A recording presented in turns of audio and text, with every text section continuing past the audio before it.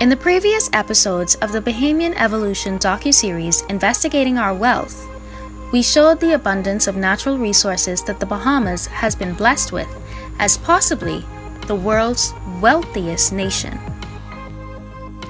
And so the question is, why isn't the wealth common to all Bahamians?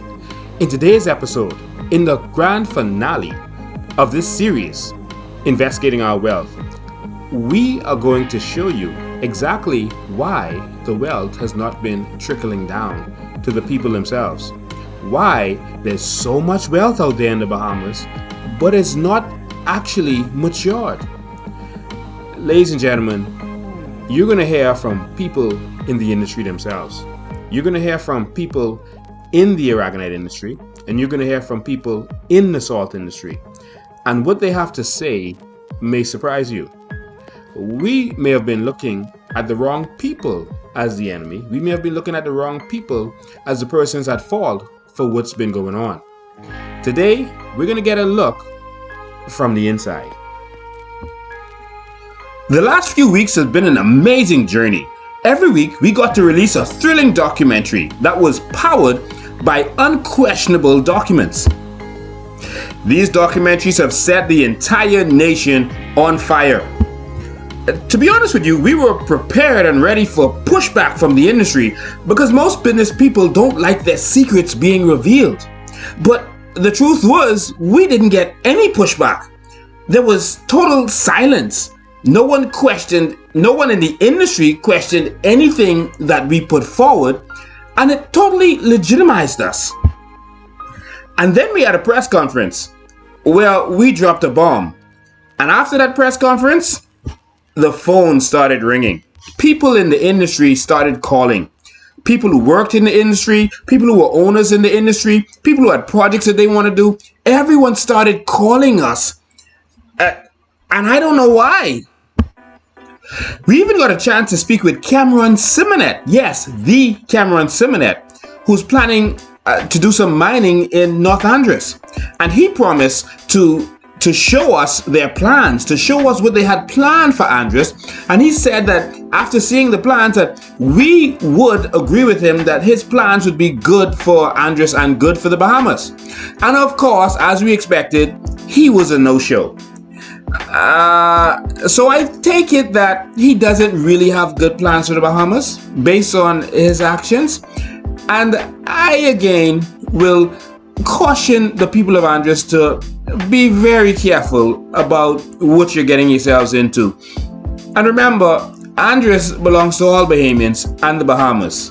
All Bahamians. But we also got calls from persons in the Aragonite industry, and we had some interesting conversation. We even got calls from staff members. So we're going to take a minute to let you hear some of what we learned.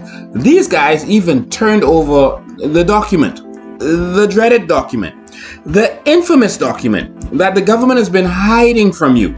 And we're going to show you why they've been hiding this document from you in a moment. But first, we're going to introduce you to an amazing gentleman who is a professional in the industry, who has been in this industry for many, many years.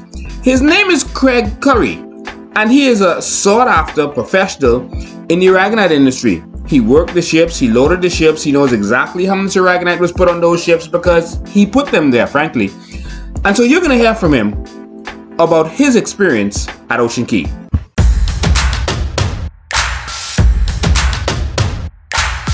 I was sent into Ocean Key by Ed Curlin, not knowing the conditions. They didn't tell me. Ed didn't tell me that he was turning me over to this one Mr. Tony Myers.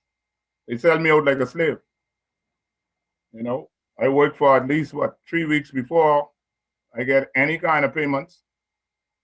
And when I did get it, it was sliced in half. I was supposed to be making $15 an hour, but then they cut it down to $8.50. Away from home. And our agreement in the maritime law and with Ed, we had an agreement that once we go off 10 miles from Nassau, double time kick in. That's how I made my money, off double time. Okay? So these guys are owing me some $25,000, $30,000, you know? On Ocean Key, y'all work there. Did y'all live there? Yes, nowhere. There was no way to get off the island. So You y'all had only could. house in there. Yes, yes. They had rooms. They had rooms. Each person to a room. Okay. Okay. It And was well kept. y'all work shift? Did y'all work all No, we around or wait. We just round the clock. what? Sometime in the night, Saturdays and Sunday. Okay. And this is what I experienced. This is how I know everything that you say is true. I am proof there. I am proof there. I am living proof. Tell me about Awaki. Y'all did some dredging there too. What's that story? Okay, okay. It was a little small project that started off from the government. Ed was always in the hands of Hubert Ingram. Them two were good friends.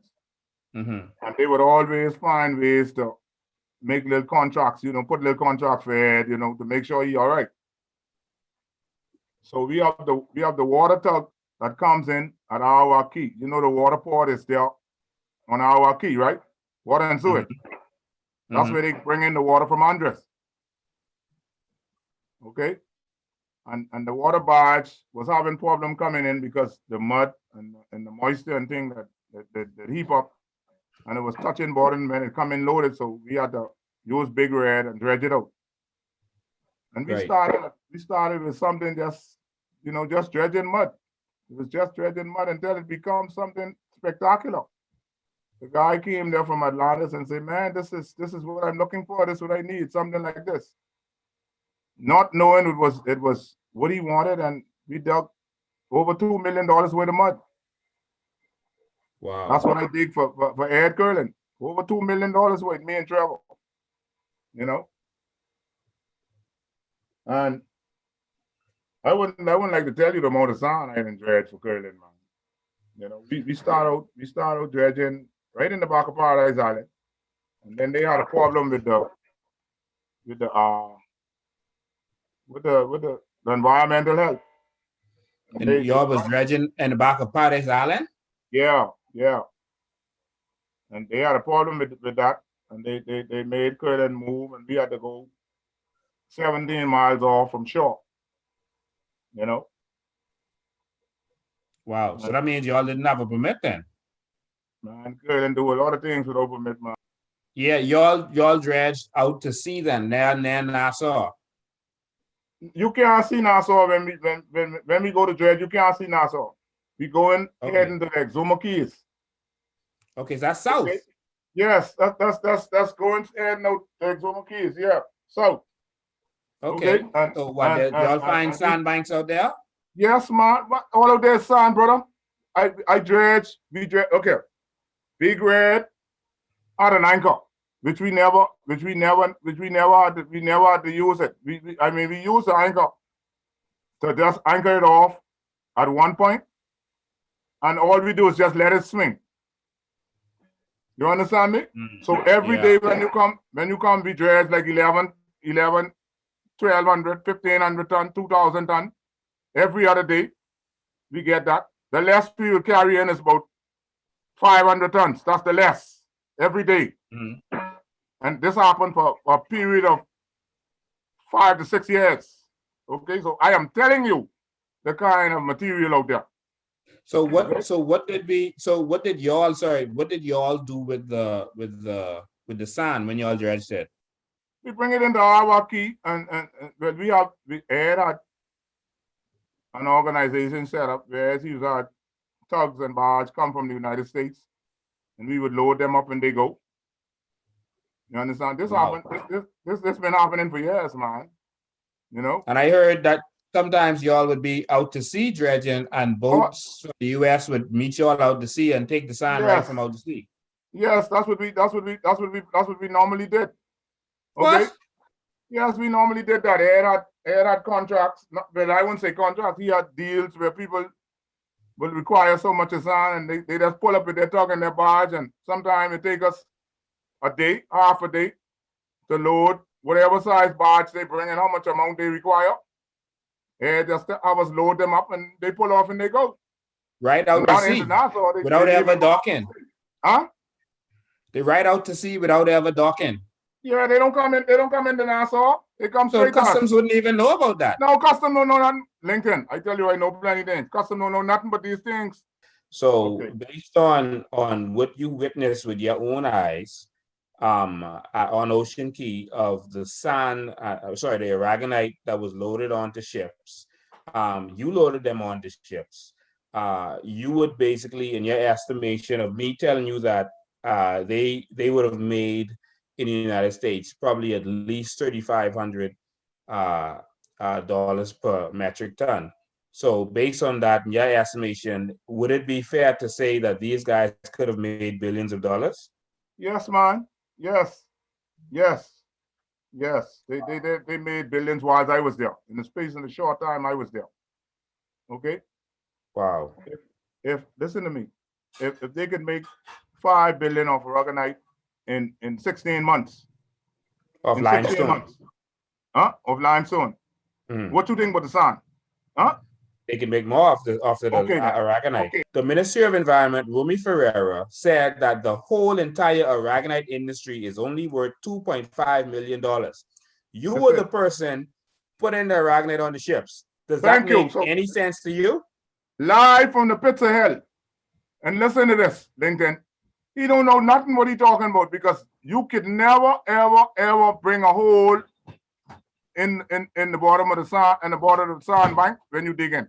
As fast as you move a bucket, as fast as you move a ton come back. Okay? What? I ain't asking you. I telling you. We dig one. We anchor off Big Red, right? Big Red are 2 anchors, one to the stern and one to the bow. So what we used to do when we leaving, we would anchor off the stern and the bow.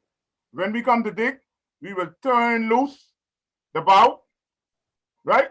And just let Big Red swing. Okay? So you dig, every time you dig, when you come back tomorrow, you dig, same thing. You won't have no problem with sand, big brother. No problem.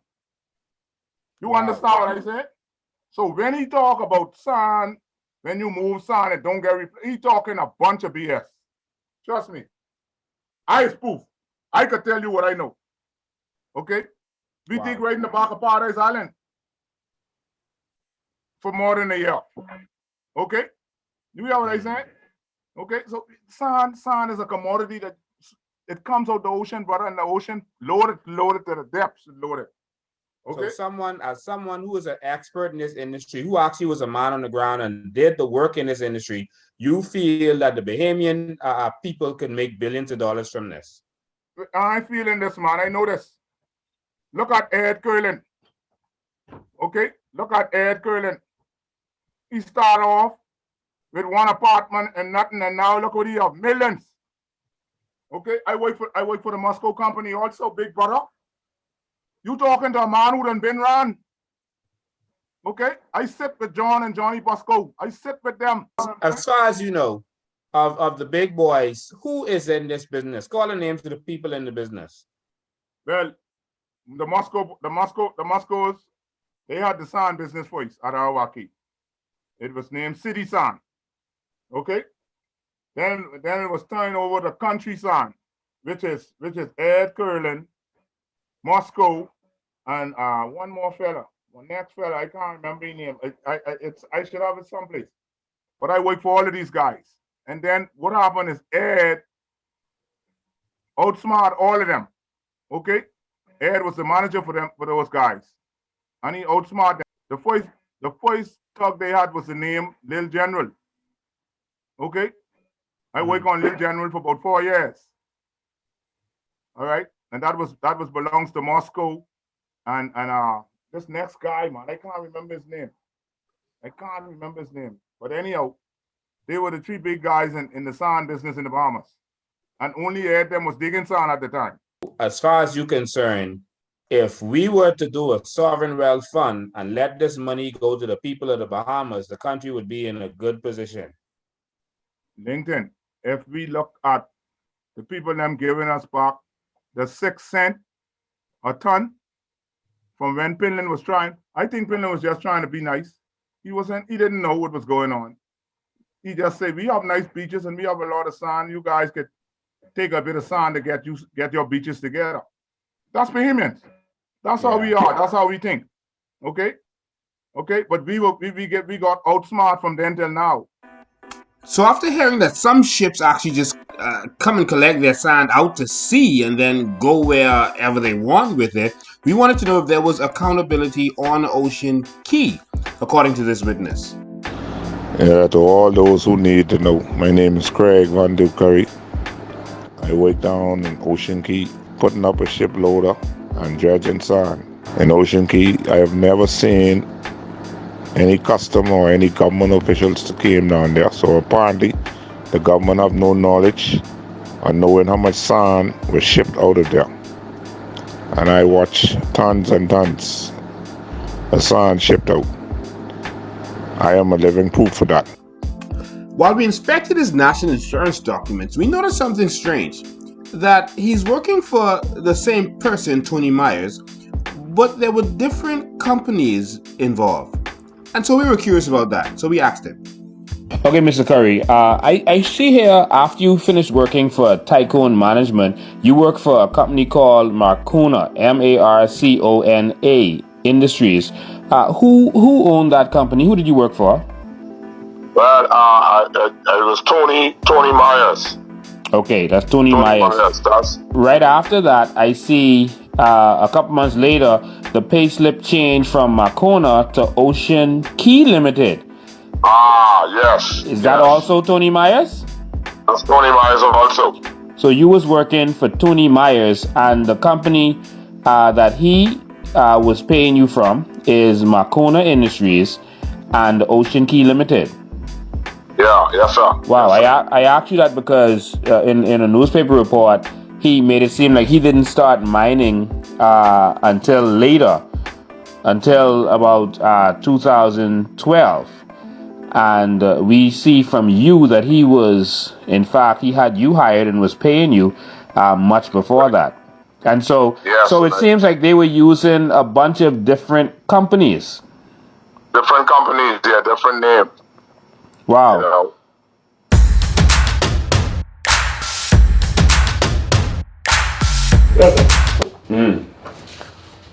Y'all got my support. Let me say Okay. that first and foremost. Okay. For far too long in this country, people's eyes are not open. I could speak to rock and sand, Aragonite, anything to do with aggregate. Anywhere in the world, rock or sand or anything else, weight $7,000 a ton. Now, I can't tell you if you perfect Aragonite, the end result may not be 1,000, 2,000, 3,000, 4,000. I don't know how high it will go if you perfect. Yeah, that's what we were saying. The Bahamas does have a lot of Aragonite. But now, the market. In order to get into a market anywhere in the world with Aragonite, you got to do piles and piles and piles and piles of study. That's the first thing you have to do. The next thing you have to do is persuade somebody to buy it. Where Martin Marietta and Bahama Rock, while I touch on Martin Marietta. Martin Marietta, not a Freeport aggregate. If you look around this Bahamas, they have never done anything for the Bahamian people. Not even sponsor child school fees, as far as I'm concerned. These are some things that need to be said. What are they giving back? They are taking the product. I buy rock in Freeport for 19 something, $20 a ton. All right, bring it here to Nassau. Time I bring it here, pay VAT and pay everything else, transportation. I sell rock in the back there for $43 a ton. Tony Myers sold the key to MSC. Right, but they still retain the license. Because I can't sign a contract with, let's say for instance, even PlaySan, to sell PlaySan to Walmart. I have to be in a position to guarantee Walmart that I can have this business for 5 years. Yeah. I got no answer, Brian. All I'm saying to you is yes, you're on to something, but you have to take our time to get the market. The fracking market in South America Yes. is 80 million tons a year. You know that coming from the Bahamas. You know it's 80 million tons of sand here. Even if the royalty was $1, $2, $3. Wow. But we have not entered the market. There's no Bahamian ever sell a grain of sand for fracking. And so Curling, who was John Mayer's partner on Ocean Key, was excited about the potential for Aragonite for Bahamians and for the Bahamas itself. Just like Craig said earlier, he feels that there was enormous potential around the world for what could happen, that definitely this is a multi-billion dollar business for the Bahamas.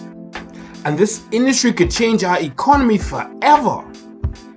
He gave multiple examples of how we could make money from this around the world as a country. He even gave examples of major deals that he was a part of right now, not in the future. He talked about how he was going into the play sign business and other deals that he's been making around the world, particularly in America.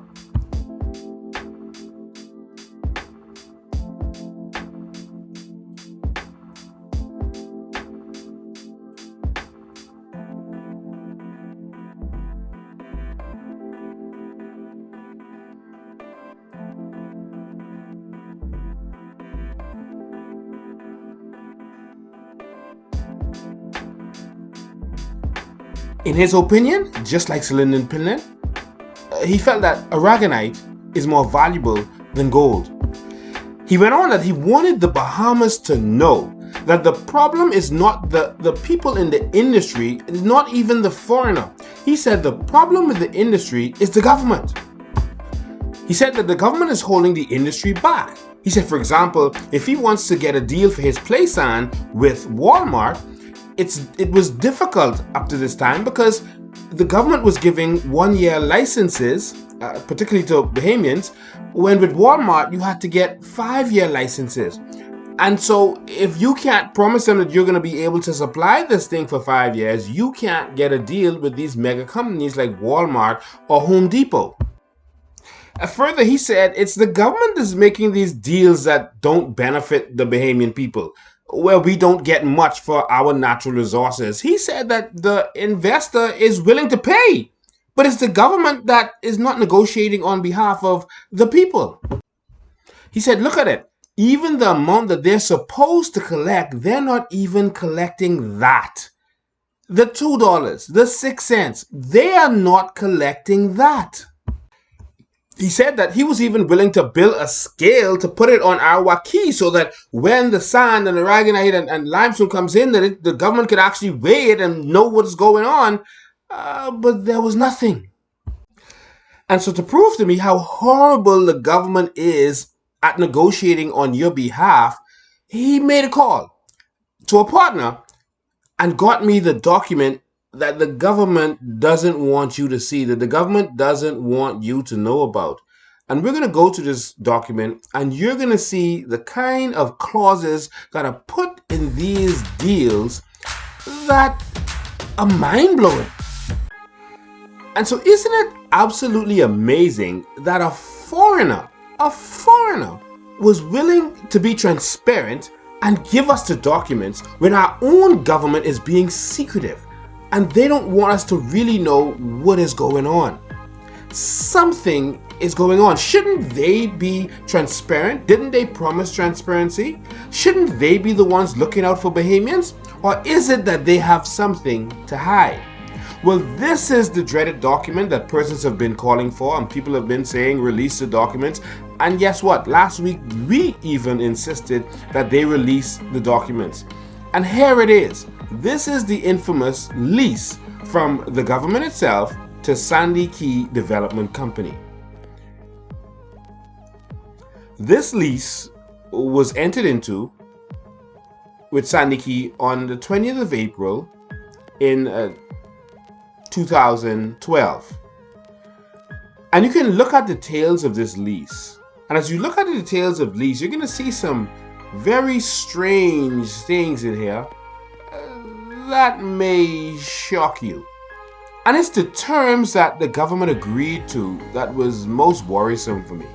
And so this indenture of lease leases our seabed to Sandy Key. And it does so for 25 years. And so this lease gives them the rights, the sole rights to that area for 25 years.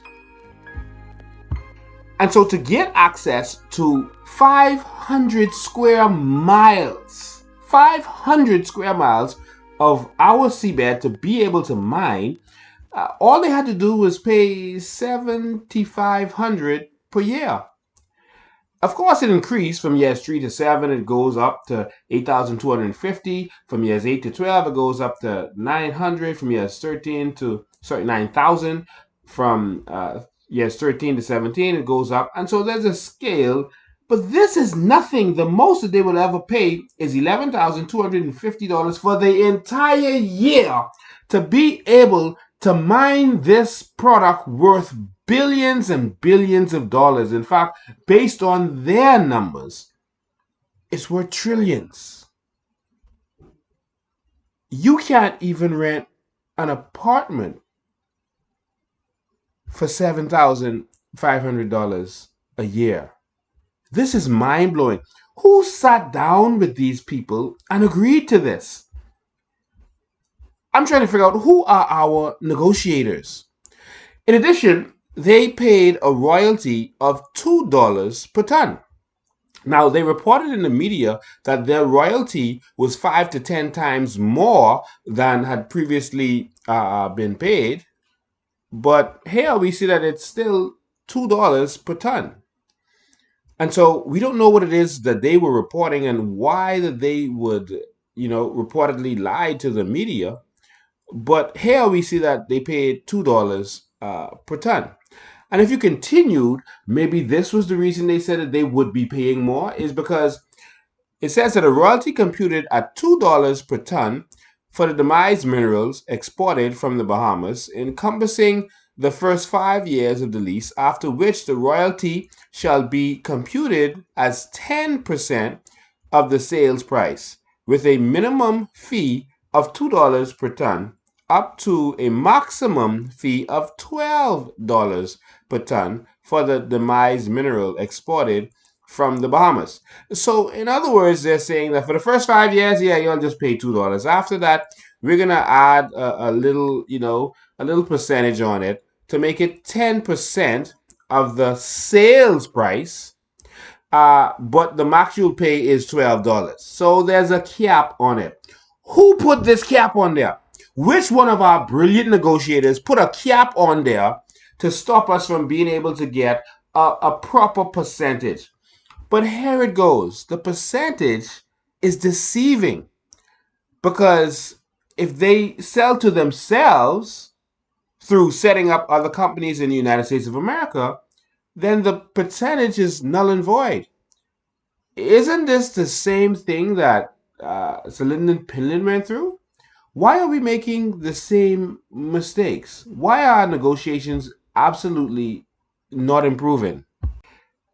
Listen, man, we hire, educated fellas in coat suits to negotiate on our behalf, and this is what they're coming up with. Listen, Grammy from the straw market can negotiate better than that.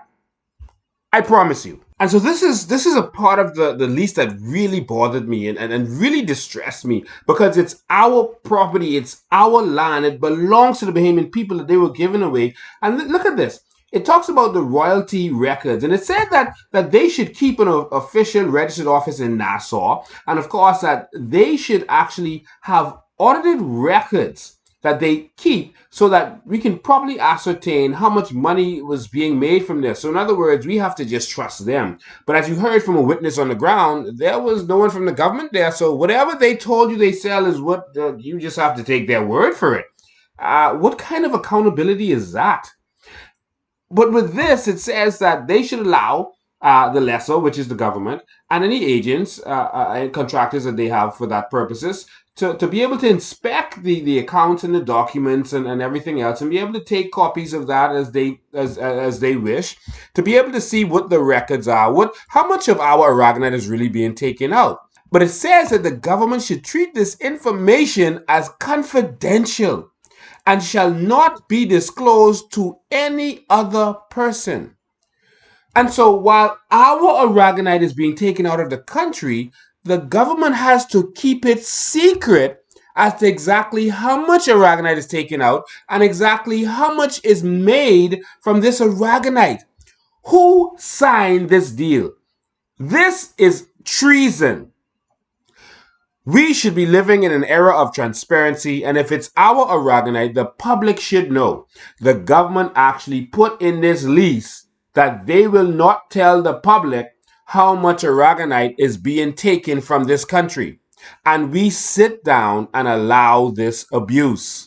If you look at the document carefully, it literally says that as they're exploring the seabed, if they discover anything, if they find anything, and all of the things that they discover, that it must be kept secret, that they must give a report, and this report will be kept secret from the Bahamian people. This is right here in writing, that this will be kept secret. No matter what they discover, no matter what is going on, everything must be a secret from you. That is what was put in writing. Not that that is what the investor wanted. That's what your government wanted. And so after giving them the ridiculous sweetheart deal of $2 per metric ton, they go on to give them more concessions. After they can make billions off of this $2 per ton deal, now they say that the government will charge them no customs duties on anything. Tariffs, emergency taxes, no excise taxes, no fuel taxes, no export taxes, or other duties, taxes levied, fees, or charges of any kind whatsoever shall be levied or charged or collected by the government, the lessor, or any agent thereof, upon or against any article of material of any nature, including without limitation the materials and everything else that they're doing. Who signed this deal? Who signed this? We need some new negotiators. We could have made some extra money by taxing certain activities, but they allow these people to exist and be able to do whatever they want. And so here's what your amazing government negotiators did again. While they kick straw vendors out of the straw market for owing rent if they come into any hard times, and while you would be thrown out of your apartment if you come into hard times and you can't pay, look at what they did for this multi-million-dollar company. They put a clause in there called hardship. So in the event that things don't go their way, or that any is unforeseeable circumstance, and they come into any kind of hardship, and the lease is economically unforeseeable for some reason, that the government is now forced to go back and renegotiate, have discussions with them in good faith to explore revision of the lease in order to make such terms economically feasible and to rectify such hardship. And so if these millionaires, come into any hardship, that they're going to give them an even sweeter deal. They actually put that in writing, that they are literally, if for any reason, let's say the boats get too expensive or anything happens, that the government is forcing itself to come back and give these guys an even sweeter deal. So we don't want to pay $2 anymore. We want to go back to that 6 cents. How about that? And so your government even put another clause in there that if their profits are not what it's supposed to be, that they can come back and negotiate a better deal. They even put in there that if there's any substantial change in the rate of exchange with the United States dollar currency that they can come back and renegotiate a better deal. Listen, guys, we need to hire a Grammy from the straw market or maybe a coconut water salesman or something to start negotiating deals on behalf of the Bahamian government, because this is not working out. This isn't impressive at all. And so fasten your seatbelts. This is the most disturbing thing about this to me. Arbitration. They said if there's any dispute existing between the lessor, which is the government, and the lessee with respect to the interpretation of application of this lease or any right or obligation hereunder, that it has to go to arbitration. They actually put a clause in here to say that the government can't even sue if there's something that goes wrong. They have to go to an arbitrator, and the decision of the arbitrator, which may be by a majority vote, is final, and that you waive all rights to appeal. You cannot appeal it. You renounce all of your rights to be able to appeal such a decision. This is mind-blowing that they can't even take it to court. And the most they can do is go to the Supreme Court of the Bahamas to get a third arbitrator if the first two arbitrators have some kind of a draw. And so even if these foreign people come into our country and do something they're not supposed to do, break one of the covenants, if they pollute our land, if they do something that is out of order, the government can't touch them in the courts. And the government put that in writing and forced themselves to be held by that. Something is terribly wrong. And so we skimmed through this document because of time, but we're going to make this available on our website, BahamianEvolution.com. But we needed to know who signed this deal, because there's no way that a Bahamian signed this deal. There's no way that one of our professionals who is educated and walks around in a coat suit and necktie signed this deal. There's no way that someone who is being paid on behalf of the Bahamian people signed this deal to benefit the foreigners over Bahamians. Now I can see why they kept this secret. They don't want you to see how they have just been blundering on behalf of the Bahamian people. And so I looked at the signature page, and it was signed by Hubert Alexander Ingram. That's his signature. I know it well. And this is the signature of Anthony Myers. Our government signed this deal that basically benefits them. And when I say them, I mean the leasee. It benefits Myers, not the Bahamian people, in my opinion. It's time for us to move to another level. And we can see that this same Myers set up companies in the U.S. and was selling to himself in the U.S. We call on an investigation and a commission of inquiry to determine exactly what has been going on. Now we see why they've been quiet. One, because they put in writing that they must be quiet. And none of them would reveal that to us. They could have simply come and said, listen, the document says that we can't tell you all anything. And we put that limitation on ourselves. But the other reason is that they know what's going on. And so whereas Myers might have gotten a lease to say that you can only take this sand for beach restoration or this Aragonite for beach restoration, if he sells it to himself in the States and the other company does other things with it, then that's the trick. But that needs to be investigated.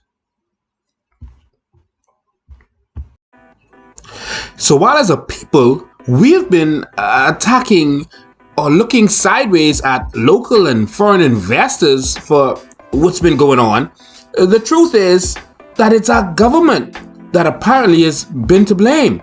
It's our government that has not been negotiating well on our behalf. And you can infer many things, many reasons why. Some people say it's because of corruption. Some people say that they just didn't know, they're incompetent.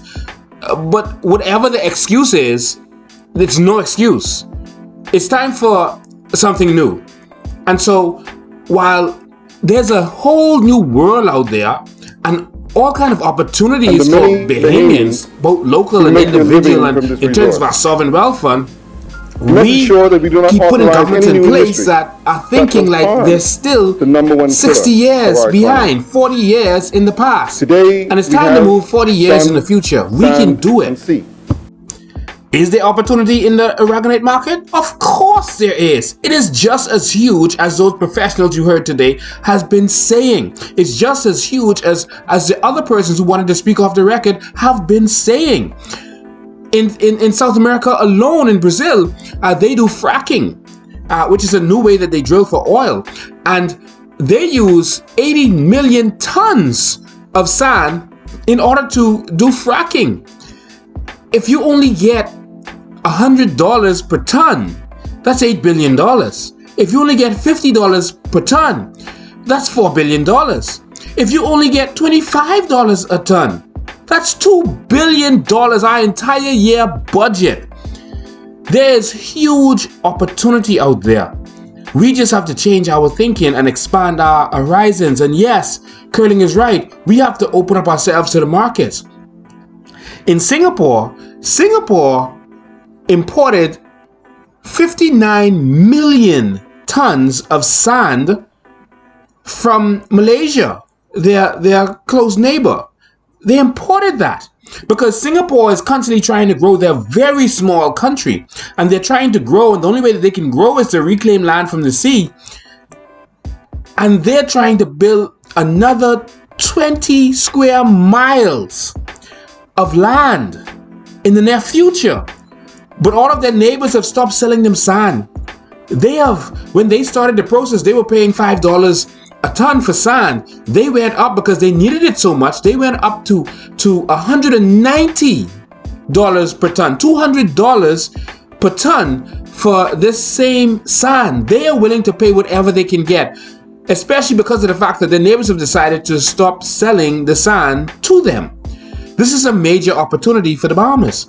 And we know that the government has actually given a letter to someone mysteriously in secret that the public doesn't know about, so that they can go and negotiate on behalf of the government to move, on behalf of themselves, to move about $10 billion worth of sand, to see if they can find a buyer for $10 billion worth of sand. Why are these deals so secret? Why are these kinds of things happening?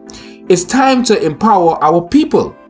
And so while we keep blaming the investors, I think we need to point at the people that we kept putting in power.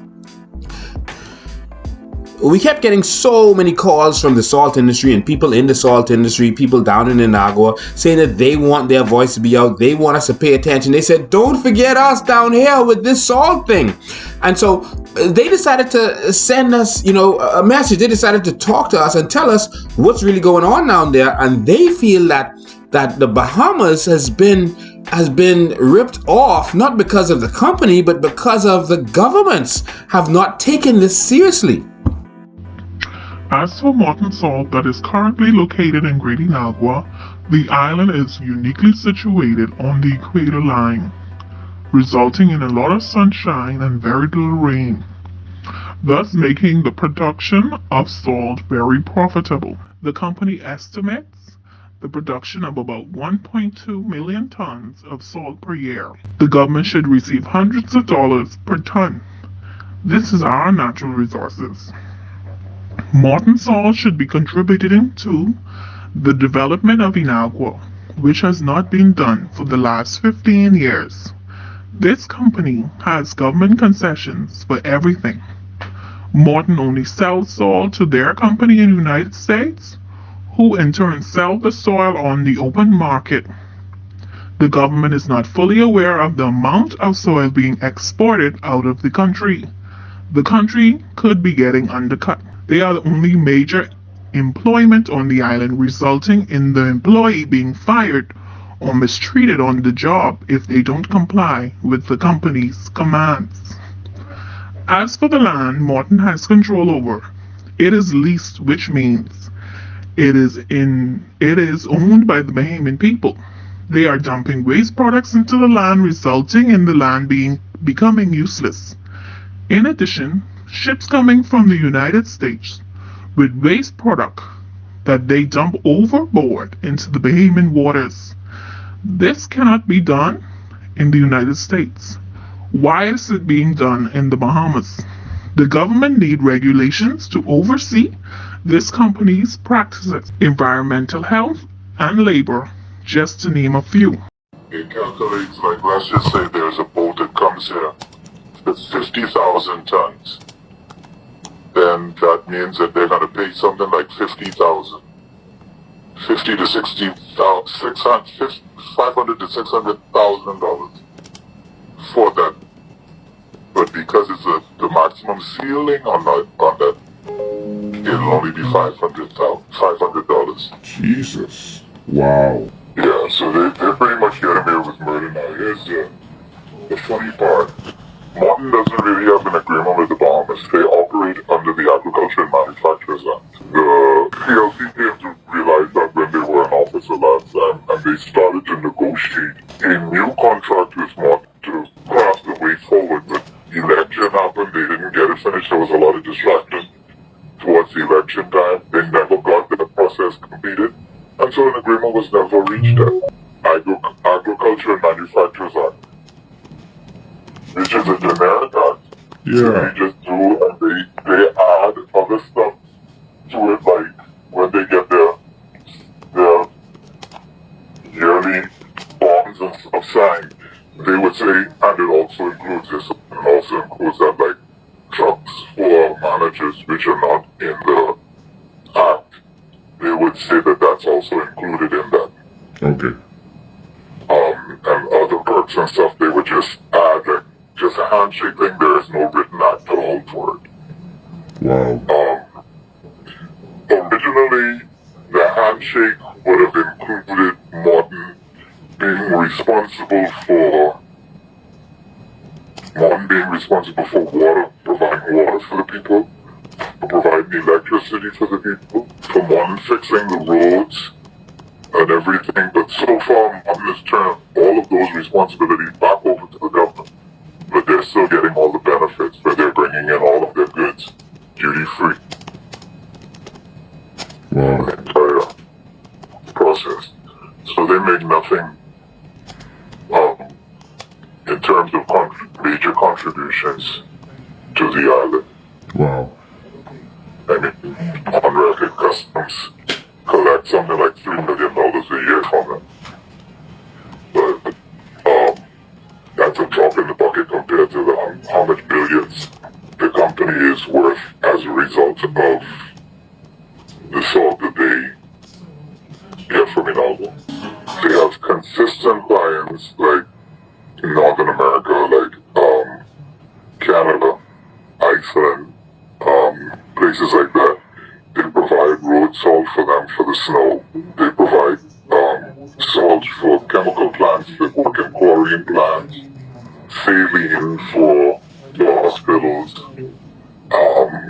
fishery salt in packing fish or packing meats and the rest of that. They are affiliated with all of that. They have table salt that they do, which is the sea salt, not the one that you get is actually a cheaper salt that they mine like out of Arizona and stuff. Wow. Mine salt would be the sea salt, the Morton sea salt, which you pay a lot more money for. That is directly from Inalgo. Inalgo is one of the highest qualities of salt found in the world because it's like 99.8% pure salt. Wow. All other salt that you would see everywhere else is much less than that.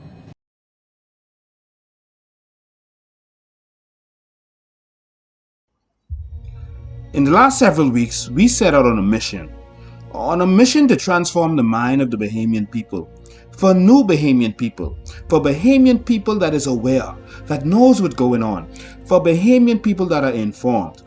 But do we end there? We cannot end there. we cannot stop there. Bahamas, it's time to rise. Bahamas, it's time for something different. It's time to demand more. Now that you know, it is your responsibility. When you didn't know, you were excused. But now you know.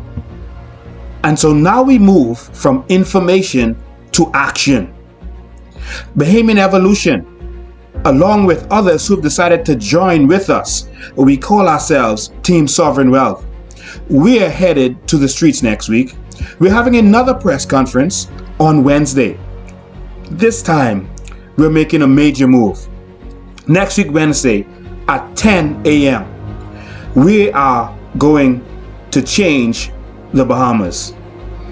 We will be in Rawson Square, and we will be presenting a new bill, a bill that is going to repeal the Aragonite Act that is presently in place, that Ocean Industries Encouragement Act that hinders Bahamians, that insults Bahamians, that says to Bahamians, you do not belong, and that your natural resources don't belong to you. We are going to stand up and we are going to table a bill in the House of Assembly to retract that act. This is just the beginning of several moves that we are going to make the change. It's time to stand up. Join us in this fight. Everyone across the Bahamas. Together, we will chart the course for a new Bahamas that belongs to us all. A new Bahamas where we will benefit. A new Bahamas that we will own.